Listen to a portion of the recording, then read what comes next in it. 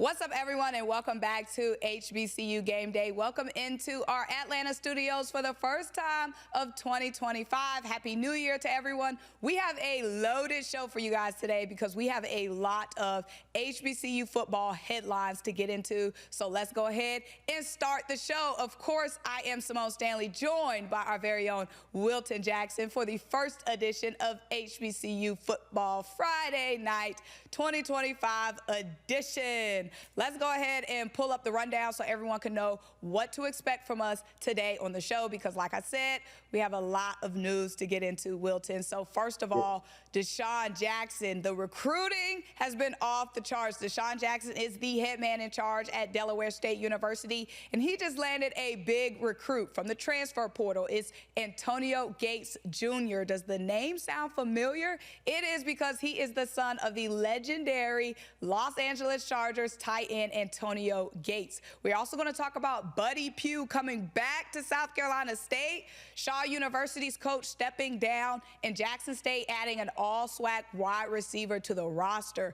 Then we're going to lastly wrap up with all of the HBCU football head coach openings as of today, which is January 2nd. Wilton, are you excited for all of this news? Oh, absolutely, Symone. Anytime we get a chance to talk and discuss HBCU football, and now, we're not necessarily discussing games, but we're talking about recruiting news, we're talking about head coaching opportunities coming in. I mean, it's just a blast to continue to be able to do it. Absolutely. And y'all help us out in the comments because y'all know we've been hanging on to this HBCU Football Friday Night title. As y'all can tell, the videos with me and Wilton, they be dropping on Tuesday morning, they be dropping on Wednesday night. They could drop anytime, so help us out with the off-season name of the show. But for now, we're going to continue to call it HBCU Football Friday Night until y'all help us. But let's go ahead and get into the first topic, Wilton Jackson.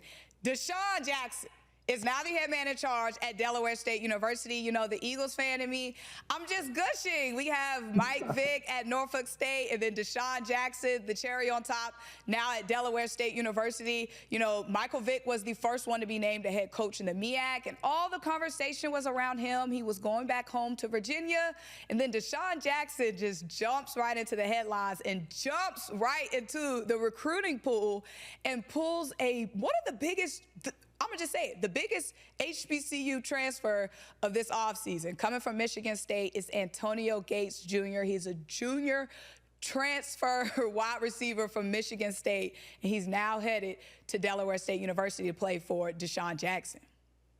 Symone, I mean, if you're Antonio Gates Jr., you really will relish the fact of being able to learn from a coach in Desean Jackson. But also, we know that Desean Jackson was an elite wide receiver in the NFL, so you can't ask for a better mentor in terms of his playing ability, who he's learning from on the field. If you're Antonio Gates, and you just mentioned, obviously started his career at Michigan State where he redshirted in 2022. In 2023, he played in about 12 games. He had about 5 receptions for 82 yards and a touchdown. But here's the thing. Him coming to Delaware State, he could really make an even bigger name for himself. And as we know, Symone, a lot of these players are still having dreams or still have dreams to go to the NFL. And, obviously playing for a coach like Desean Jackson who has NFL experience, you only kind of continue to build and extend your potential for getting to the NFL. And so his future is going to be bright at Delaware State. And I just can't wait to see what it looks like when the season starts. Yeah, like you said, when we talk about these former NFL players, these former NFL greats becoming head coaches at the university, it's just so much more to it because now we're talking about sons of legends playing at HBCUs now. Like Antonio Gates Jr., y'all, that's my childhood right there. There's a lot of just childhood nostalgia popping up for me in the MEAC right now, like Michael Vick, Desean Jackson, Antonio Gates. Obviously I was an Eagles fan, but you had to be a fan of Antonio Gates. So for now, first of all, we get old. I'm watching Antonio Gates' son. We get old, Wilton. Antonio Gates, anytime I think about Antonio Gates, I know they're the Los Angeles Chargers now, but I literally can see that navy blue and gold San Diego Chargers uniform in my head, just on Sunday nights or Sunday afternoons on CBS when they, obviously when they were playing. And I can just see that that's just really what stands out. Him, LaDainian Tomlinson, I just can see, like you said, my whole entire childhood just flashed before me. Woo! we are getting old, and yes, the new year, but me and Wilton, we're old. Watching our stars kids now play football, that's just hit me right now on this show. But it's just like, okay, we already know naturally that Vic and Desean are tethered together for life, regardless, because of all the magic they created together in Philadelphia. They're always tethered together. Now they're tethered together in the MEAC. We know a lot of conversations are going to be coming about, you know, first-year comparisons and all that. Now, I would never compare my two GOATs. You know what I'm saying, Wilton? But I will say this. I thought that we were going to be seeing bigger names come in early when it comes to recruits on Michael Vick's side. I am more surprised that Desean Jackson is bringing in the bigger names earlier than Michael Vick did, just because of Michael Vick's deep ties to the state that he's coaching in. Because Desean Jackson, yeah, he's Philadelphia Eagles legend, but he's from the West Coast. You know what I mean? I thought it was going to be a little bit harder for him to recruit on the East Coast so fast. But, you know, I'll never sleep on my GOAT, so... Well, I'll say this, it's still kind of early. Obviously, you still have the recruiting period in February, so you never know who Michael Vick will be able to draw in. So that's something to think about. But then, too, although Michael Vick is at Norfolk State and in Virginia, that's also ACC country. So you have to think he's going to be competing against some other schools. You think about, like, what's in ACC country along the Atlantic Ocean, right? You have, like, South Carolina, you have Virginia, you have D.C., you have all these places that are, like, getting players. And again, players are still jumping in the portal like popcorn. So the thing is, there's opportunities for Michael Vick and both Desean Jackson to still get quality players that will be in the portal before the 2025 football season begins. So I wouldn't necessarily just put it all on the fact that Desean Jackson is, you know, or just look at it solely from the fact that he's getting all of the higher name recruits right now. I think you'll start to see some other names come about in the weeks to come, and more so than anything when that recruiting season gets to the month of February. You said in the weeks to come. The way that Desean working, it's in the days, the hours to come. Any time we could get a buzz, boom, so-and-so has committed to Delaware State. You see the Hornet. You see Coach Jackson. Like, no, you're right. Absolutely. Well, we're going to continue to keep y'all updated. Also, make sure you go to HBCUGameday.com to see all of the recruits that Coach Jackson has been able to pull in so far, because there are a number of names. But, of course, Antonio Gates Jr. is the biggest one. Now, another name that has been popping in the MEAC for a while now, Coach Buddy Pugh. I didn't know we'd be talking about Coach Buddy Pugh again, not when it comes to working at South Carolina State, where the man said he was retired. But South Carolina State's AD, Dr. Cochran, did step down. And who is the man that's stepping in his place as interim AD? It is Coach Buddy Pugh. We just found out the news today. Wilton, what was your initial reaction? I'm not surprised at all, Symone. You're talking about when you have winning people that have been around your program for years. You're talking about Buddy Pugh, the longest tenured South Carolina State football coach. He was there for 22 years, the winningest coaching program history. It's not surprised that they brought him back in to serve in this interim capacity as athletics director for South Carolina State. No one knows South Carolina State better than Buddy Pugh. So him being in this position, obviously, I think it's a good thing until they find the person that they want to fill that position. Obviously, you know, South Carolina State is coming off a Celebration Bowl appearance in Chennisberry and the job he did in his first year. So I think it's great. Like I said, Buddy Pugh is South Carolina State. When I think of South Carolina State, I think of Buddy Pugh. They're together. They're connected. So I think it's a wonderful thing.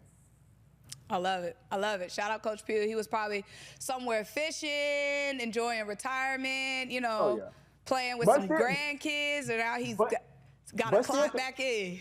But still close to football, though. I know we asked Chennisberry a couple times throughout the season, and I know he addressed that question leading up to the Celebration Bowl, that, you know, he still talked to Buddy Pugh quite often. So he hasn't been too far away from South Carolina State football. I can assure you that.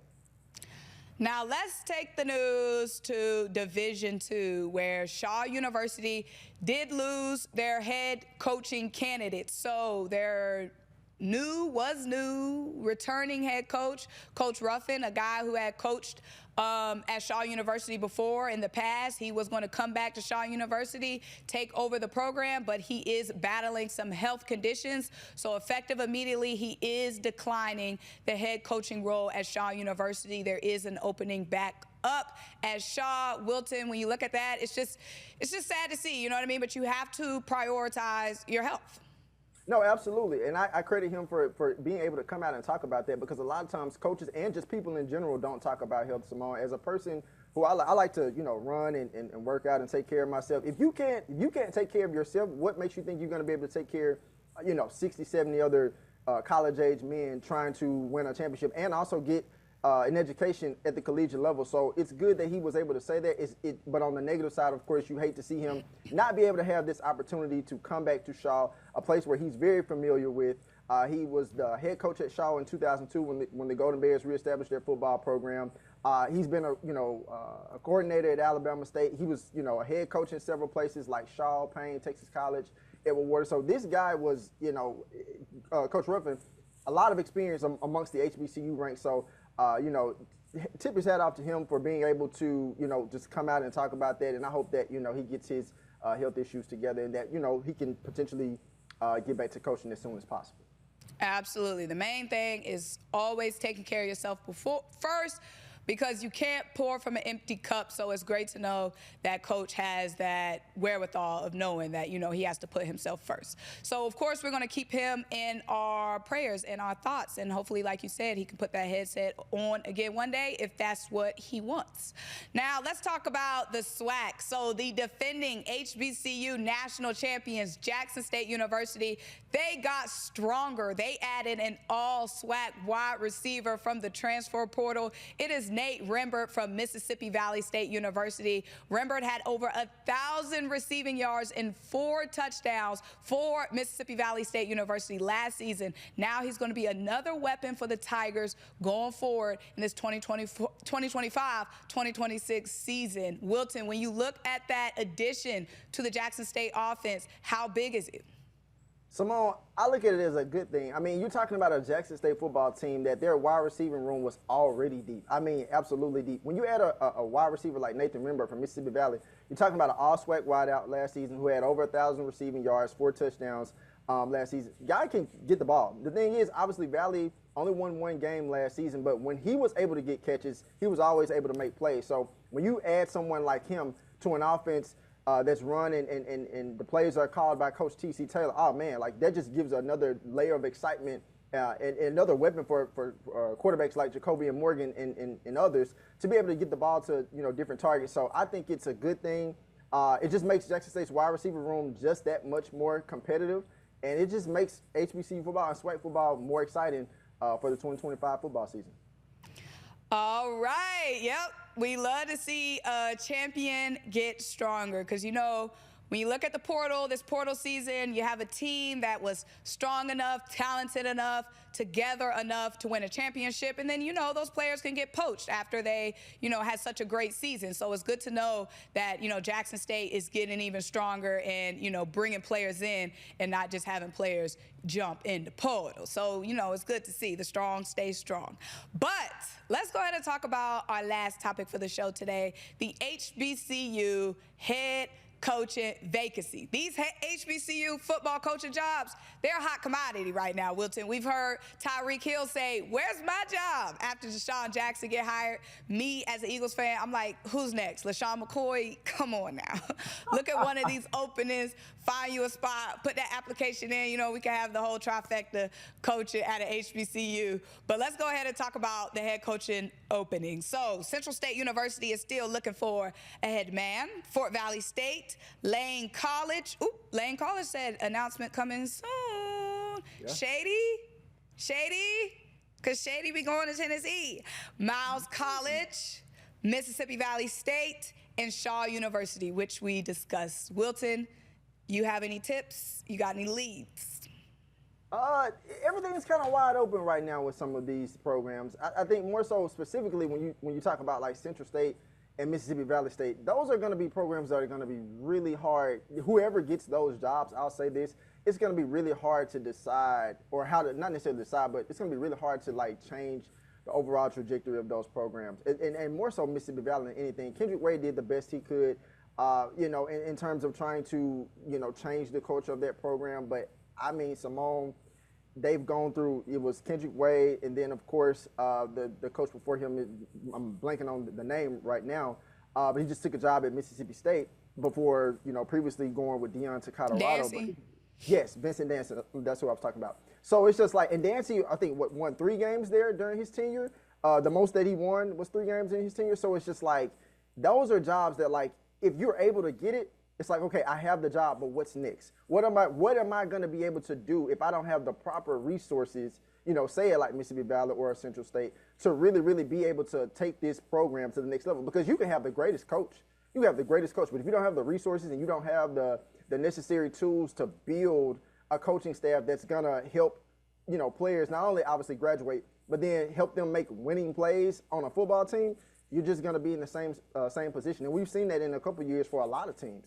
I'll say this, when I look at, like, say, Fort Valley State and Miles College, I think you're going to I'll say this. You remember what Benedict looked like this year, obviously with Chennisberry going to South Carolina State. So that's what I kind of somewhat envision for, like, say, a Fort Valley State now that Sean Gibbs is gone. You know, Fort Valley State has been a team that's been competing, obviously, in the SIAC, you know, a couple, you know, different times of getting close to competing for an SIAC championship. You look at Miles College and what Sam Shea was able to do with them. They get to they get far into the D2 tournament, lost to Valdosta State in their final game. But it's going to be different. Like, those 2 teams, specifically Fort Valley State and Miles College, they're going to look real different now that their former head coaches have gone on to take different opportunities. And as far as Lane College, that position, from what I've been told, is definitely coming along. I'll say that. Obviously, their former coach, Byron Brown, is not in that role anymore. Lane finished 4-6 and 3-5 last season, so it'll be interesting to see who they put in that role. All right. Well, they said news upcoming, so make sure you are staying tapped into HBCU Game Day, of course, on the YouTube page, but also on the website for all of the upcoming news. But as for today, that is a wrap. Thank you for everyone tuning in to the first 2025 edition of Title Unknown show with Symone Stanley and Wilton Jackson. Until next time, bye.